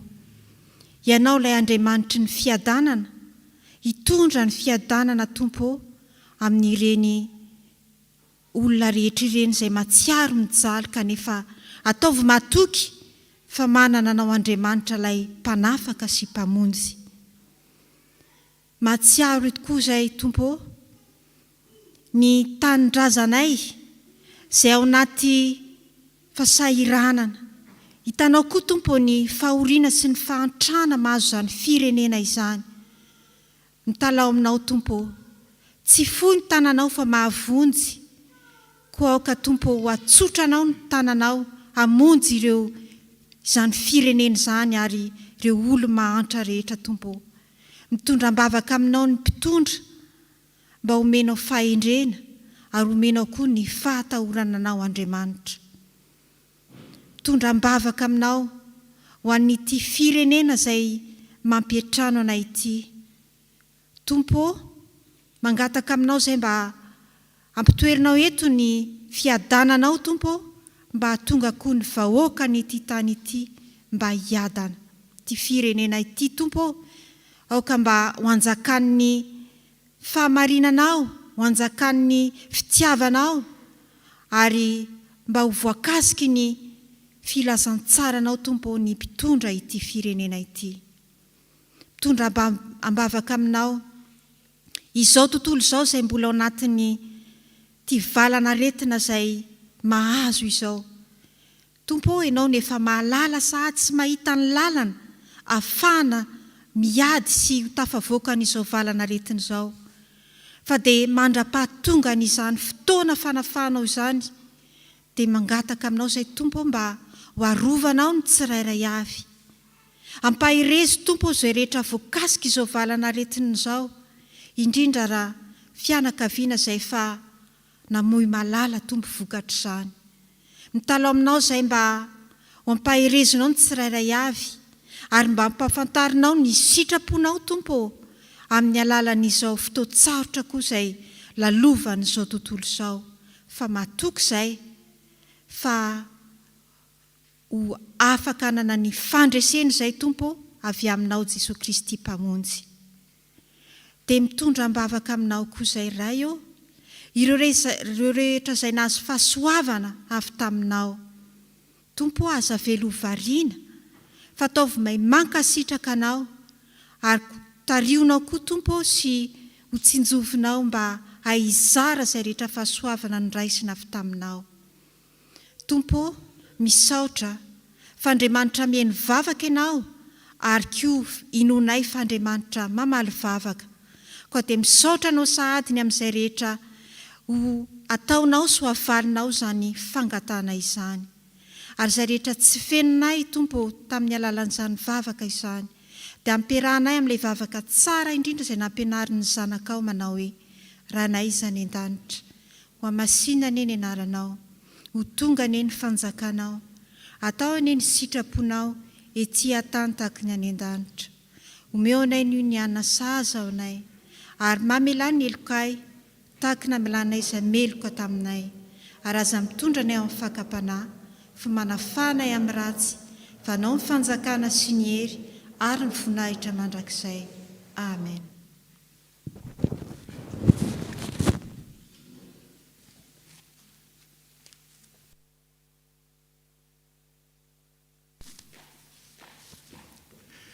Dia mamarana izao fotoana izao sika ataontsika mialoha ny afatra sy ny tsodrano ny hira 570 ny andininy voalohany. Iara-mitsangana isika.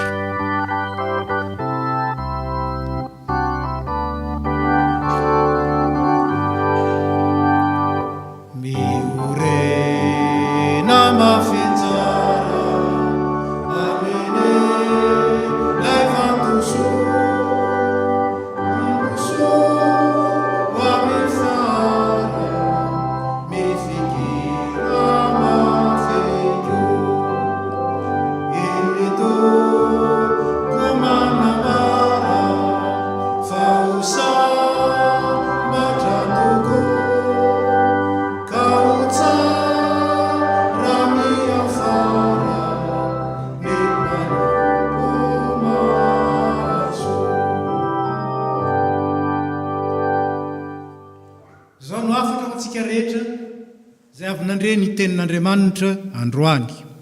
Ko amin'izany ry malalako miorena tsara, aza miova, ary maefa be mandrakariva amin'ny asan'ny Tompo, satria fantatrareo fa tsy foana tsy akory ny fikelezanareo aina ao amin'ny Tompo. Dia raisy ny tsodrano tononona amin'ny anaran'ny Tompontsika.